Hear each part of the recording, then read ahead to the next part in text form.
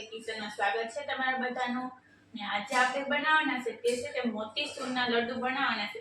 એ તો મોતીચૂરના લડ્ડુ છે તો બધાએ છે ને બજારમાંથી તો લીધા હશે ને તે ખાધા હશે, તો તેનાથી પણ વધારે ટેસ્ટી એવા મોતીચૂરના લડ્ડુ આપણે માત્ર 5 મિનિટની અંદર અને ઓછા ખર્ચામાં બનાવવાના છે। તો તે કઈ રીતના બનાવવા અને તેમાં કઈ કઈ સામગ્રી જોઈએ છે તે હું તમને બતાવવાની છું। એકદમ સરળ રીતથી બની જાય તેવા આપણે બનાવશું। તો વિડીયોનો અંત સુધી જોતા રહેજો અને નવા હોય તો ચેનલને સબસ્ક્રાઇબ કરી દેજો, લાઈક કરી દેજો, શેર કરી દેજો, કોમેન્ટમાં બતાવજો તમને આ રેસીપી કેવી લાગી છે તે। આપણે આ છે તે મોતીચૂરના લડ્ડુ બનાવવા માટે થઈને આ રીતના આપણે છે તે ચણાનો લોટ લીધો છે અડધા કપ, તો તેને આપણે છે તે એક તપેલીમાં નાખી દઈએ આ રીતે। હવે છે તેની અંદર આપણે છે તે પાણી નાખી અને આપણે લોટ બાંધવાનો છે। તો તેની અંદર પહેલા તો આપણે છે તે અડધી ચપટી જેટલું આપણે તેમાં મીઠું નાખી દઈએ। આ રીતના આપણે એટલું આપણે મીઠું નાખી દઈશું, જેથી કરીને આપણે છે તે કોઈ પણ વસ્તુ મિષ્ટાન બનાવતા હોય એટલે મીઠું નાખો તો આપણે તેનું છે તે એકદમ ટેસ્ટી એવું બને। તો હવે તેની અંદર આપણે પાણી નાખીને બેટર તૈયાર કરી લઈશું। તો આ રીતના આપણે થોડું થોડું પાણી નાખીને આપણે બેટર તૈયાર કરી લઈશું। તેની અંદર બબલ્સ ન રહે એ ખાસ ધ્યાન રાખવું। ને આ રીતના એક સાથે છે તે બધું પાણી નથી નાખી દેવાનું ને આ રીતના સખત હલાવતા રહીએ। તો હવે આપણું છે તો આ રીતનું બેટર થઈ જાય એટલે હવે છે તેને આપણે કેવું બેટર કરવું તે હું તમને બતાવું છું। તો આપણે છે તે આ રીતના આપણે છે તે ચમચી આપણે છે તે ફેરવીએ તો આ રીતના કરીએ એટલે છે તે નીચે છે તો આ રીતના જાડું છે તે ચીપકી જાય ને આ રીતના કરશું તો હાથમાં આ રીતના લાગે તો તે આપણું પરફેક્ટ છે તે બેટર થઈ ગયું। તો હવે આપણે આગળ છે તો આપણે બુંદી કઈ રીતના પાડવી તે હું તમને પહેલાં બતાવી દઉં। તો હવે આપણે છે તેને આપણે આ રીતના તેલ ગરમ થવા મૂકી દીધું છે। તો તેલ ગરમ થાય એટલે પછી તેની અંદર આપણે છે ચેક કરવા માટે થઈને આપણે બેટરમાંથી આપણે નાખી દઈશું છે અને આ રીતના છે તો આપણું છે તે આ રીતના લોટ ઉપર આવી જશે એટલે આપણું તેલ પરફેક્ટ થઈ ગયું હોય। તો હવે આપણે તેલ ગરમ થઈ ગયું તો તેની અંદર છે તો આપણે આ ખમણી લીધી છે તેની અંદર જ આપણે છે તે બુંદી બનાવવાની છે। તો આ રીતના આવે છે તેની અંદર આપણે છે તે બેટર નાખી દઈશું અને પછી તેને છે તે નીચે પાડી લેશું। જો તમે છે ઝારો હોય તો ઝારાની મદદથી પણ તમે તેને યુઝ કરી શકો છો, જે ગુંદી બનાવવાનો ઝારો આવે છે તેનાથી।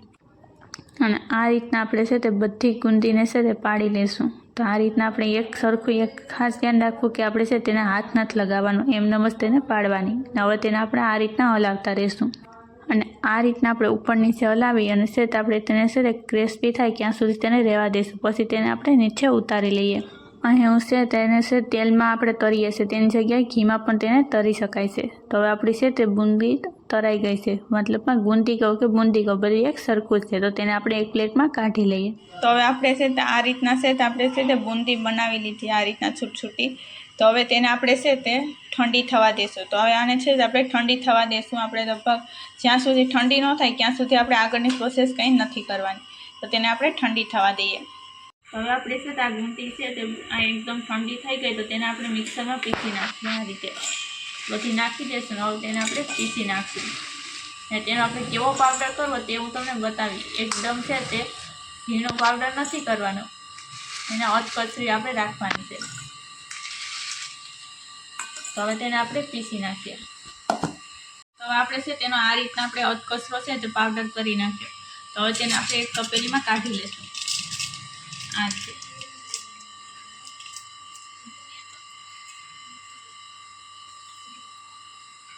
તો આપણે આ રીતના આપણે પાવડર કરી નાખીએ। તો હવે પહેલાં આપણે સાંસળી બનાવી નાખીશું। તો હવે આપણે છે તે સાંસળી બનાવવા માટે ખાંડ લીધી છે તે આપણે નાખી દઈએ આ રીતે। હવે તેની અંદર આપણે ફૂડ કલર નાખી દઈશું, જે અહીં ઓરેન્જ કલર આવે છે તે જ આપણે નાખવાનું છે। તો હવે આપણે છે તેને ગેસને ચાલુ કરીને હવે તેને આપણે સાંસળી બનાવી નાખીએ મિક્સ કરીને। તો હવે આપણે છે આ રીતની આપણે સાંસળી કરવાની છે, તેલ જેવી આ રીતના આછી સીપકતી હોય તેવી, કેમ કે આપણે સાંસળી તારવારી નથી કરવાની। તો હવે ગેસને સ્લો કરી દઈશું પહેલાં, હવે છે તેની અંદર આપણે નાખી દઈએ જે અહીં આપણે છે ત્યાં બનાવીને રેડી કર્યું છે બુંદીમાંથી પીસીને તે। તો હવે તેને છે ત્યાં સરસ મજાનું મિક્સ કરી લેશું અને થોડી વાર માટે તેને સળવા દેશું એટલે કઠણ થઈ જશે। તો હવે તમે જોઈ શકો કે આ રીતના આપણે છે તે એકદમ કઠણ એવું છે તો આપણે સરસ મજાનું આપણે છે તે લાડવાનું હોય છે ટેક્સચર તેવું ટેક્સચર આવી ગયું। તો હવે તેને આપણે ગેસને આપણે ઓફ કરી દઈશું પહેલાં તો.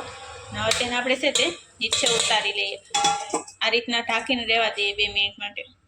તો હવે 2 મિનિટ થઈ ગઈ તો તેની અંદરથી આપણે છે તો હવે આપણે તેનાથી લડ્ડુ બનાવવાના છે.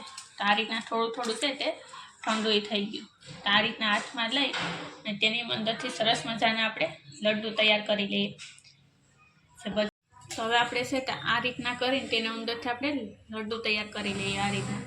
અને જેવા આપણે છે તે બજારમાં મળે છે તેવા જ આ લડ્ડુ બને. તો તેની ઉપર આપણે છે તે કાજુ મૂકીને તેને આપણે એક પ્લેટમાં મૂકી દઈએ આ રીતે. અને આ રીતના આપણે છે તે બધા લાડવા બનાવી નાખશું જે મોતીસૂરના. તો હવે આપણા છે તે આ રીતના મોતીસૂરના લડ્ડુ બનીને રેડી થઈ ગયા. કેમ કે કેવા સરસ મજાના છે આ લડ્ડુ બને છે. કેમ કે જોતાં જ ખાવાનું મન થઈ જાય એવા આ લડ્ડુ બને અને એકદમ ટેસ્ટી એવા આ લડ્ડુ બને છે. તો તમે પણ ચોક્કસ બનાવશો. અને છે તે બજારમાં લેવા જશો તો તેના કિંમત છે તે વધારે હોય છે અને તેનાથી આપણે અડધી કિંમતમાં છે તે આપણે આ બનાવી દઈએ. તો આપણે છે તે ઘરે જ બનાવાય નહીં, આપણે છે તે ઘેર બનાવ્યા હોય એકદમ છે તે ટેસ્ટી અને શુદ્ધ તેલ અથવા શુદ્ધ ઘીમાં જ બનતા હોય. તો ઘરે જ બનાવજો. અને નવા હોય તો ચેનલને સબસ્ક્રાઈબ કરી દેજો, લાઇક કરી દેજો, શેર કરી દેજો, કોમેન્ટમાં બતાવજો તમને આ રેસીપી કેવી લાગી છે તે.